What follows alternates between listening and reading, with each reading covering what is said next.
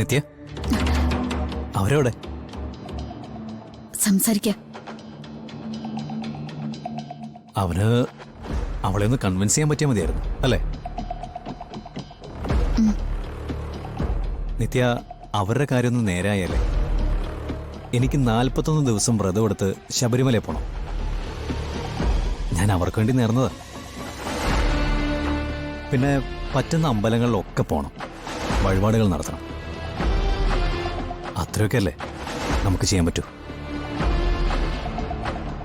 താനെന്താ നിത്യ ഇങ്ങനെ നോക്കുന്നത്? ഒന്നുമില്ല ജീവ. ആ, ജീവേട്ടനെപ്പോ വന്നു?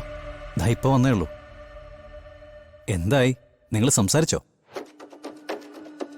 എന്തായിന്ന് ചോദിച്ചാ ഞങ്ങളങ്ങ് സെറ്റായി. അത് ശരി. ഇനി ജ്യോതിക്ക് ഒരു ടെൻഷനും ഇല്ല. ജ്യോതി, നിത്യേച്ചിക്ക് എന്നെ വിളിച്ചോണ്ട് വരാൻ തോന്നിയത് നന്നായി. മനസ്സിന്റെ ഭാരം ഒന്ന് കുറഞ്ഞു, ഒട്ടും ഇല്ലാതായി. താങ്ക്സ് നിത്യേച്ചി. താങ്ക്സ് എനിക്കല്ല പറയേണ്ടത്, നിന്റെ ഏട്ടനാ. എന്താ നിത്യ, കടമകളൊക്കെ മറന്ന് ദ്രോഹം മാത്രം ചെയ്തവനാ നിന്റെ ഏട്ടൻ. ഓരോന്നോരോന്നായിട്ട് ഇങ്ങനെ തീരുവാണെങ്കിൽ തീരട്ടെ.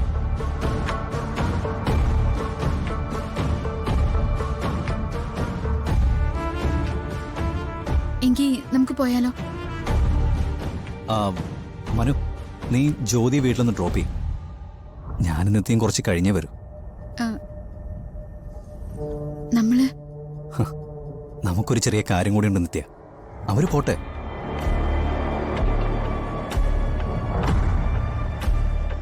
എന്റെ കൂടെ വരാൻ പേടിയുണ്ടോ? ഏയ്, ഇപ്പൊ പേടിയൊന്നുമില്ല. എന്നാ ഞങ്ങൾ പോട്ടെ. വാ.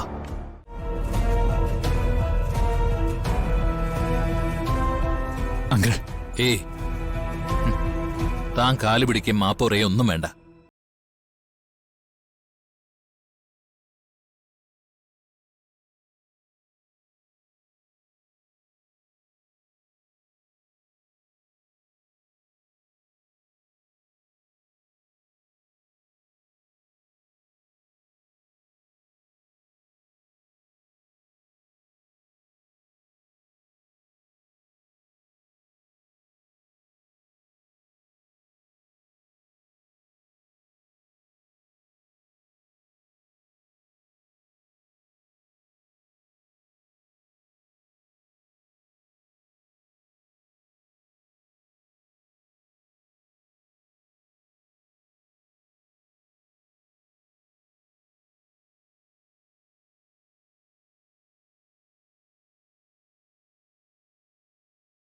ഇപ്പോഴാ ഒന്ന് ശ്വാസം വീണത് അല്ലേ?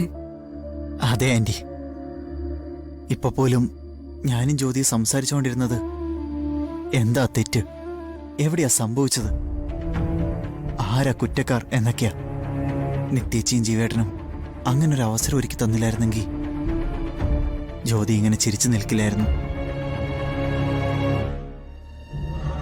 നിത്യയും ജീവനും കൂടിയോ? അതെങ്ങനെ? അമ്മേ, നിത്യേച്ചി എന്നെ കൊണ്ടുപോയത് കടയിലെ സാധനങ്ങൾ വാങ്ങാനല്ലായിരുന്നു, മനുവിനോട് സംസാരിക്കാൻ വേണ്ടിയായിരുന്നു. ജീവേട്ടൻ എന്നെ വിളിച്ചു പറഞ്ഞു നിങ്ങൾ രണ്ടുപേരും കൂടി സ്വകാര്യമായിട്ട് സംസാരിക്കാൻ. എന്നിട്ട് നിത്യ എവിടെ? എന്നോട് ജ്യോതി ഇവിടെ ഡ്രോപ്പ് ചെയ്യാൻ പറഞ്ഞു. നിത്യേച്ചി ജീവേട്ടന്റെ കൂടെയുണ്ട്.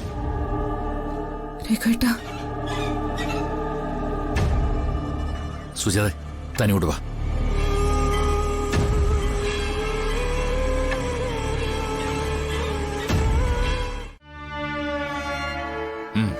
അത് സാരമില്ല. ജ്യോതിയുടെ നന്മ മാത്രമേ ഞാൻ ചിന്തിച്ചുള്ളൂ. അതാണ് ഒരു വാക്ക് പോലും ചീത്ത പറയാതെ വഴക്കിടാതെ അവനെ ഞാൻ കൂട്ടിക്കൊണ്ടുവന്നത്. അത് ശരിയായിരുന്നില്ല അച്ഛാ. ഇക്കാര്യത്തിൽ ഞാനിവിടെ ഉണ്ടെങ്കിലും ഇതൊക്കെ ചെയ്യാനുള്ളൂ. ജ്യോതിക്കൊരു ടെൻഷൻ ഉണ്ടായിരുന്നു വെച്ചാ, അതിപ്പോ അവര് തമ്മിൽ സംസാരിച്ചപ്പോ മാറി. ജീവനാ അങ്ങനൊരു കാര്യം വേണമെന്ന് പറഞ്ഞത്.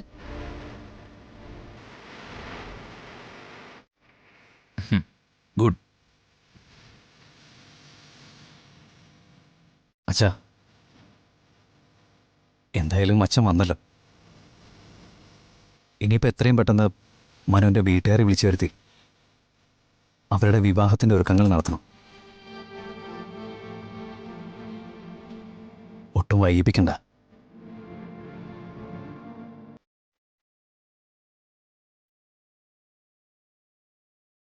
അമ്മേ, അമ്മ എന്തൊന്നും പറയാത്തെ? അതൊക്കെ അച്ഛൻ തീരുമാനിച്ചോളും. അങ്ങനെയല്ലല്ലോ. അമ്മയെല്ലാം തീരുമാനിക്കുന്നു, അച്ഛൻ അത് അനുകൂലിക്കുന്നു. ഇതുവരെ അങ്ങനെ ആയിരുന്നല്ലോ, അല്ലേ അച്ഛാ? എല്ലാം നമുക്ക് ആലോചിച്ച് തീരുമാനിക്കാം. അച്ഛാ, എനിക്കൊന്ന് പുറത്തു പോകണം. ഞാനൊന്ന് കുളിക്കട്ടെ.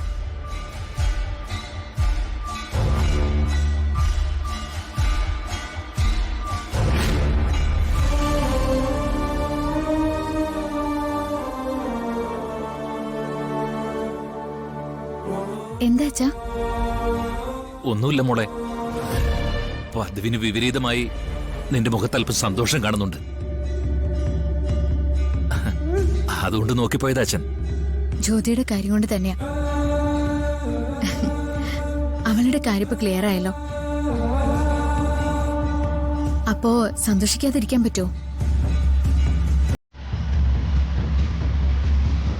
ഞാൻ ജ്യോതിയുടെ അടുത്തേക്കൊന്ന് പോട്ടെ.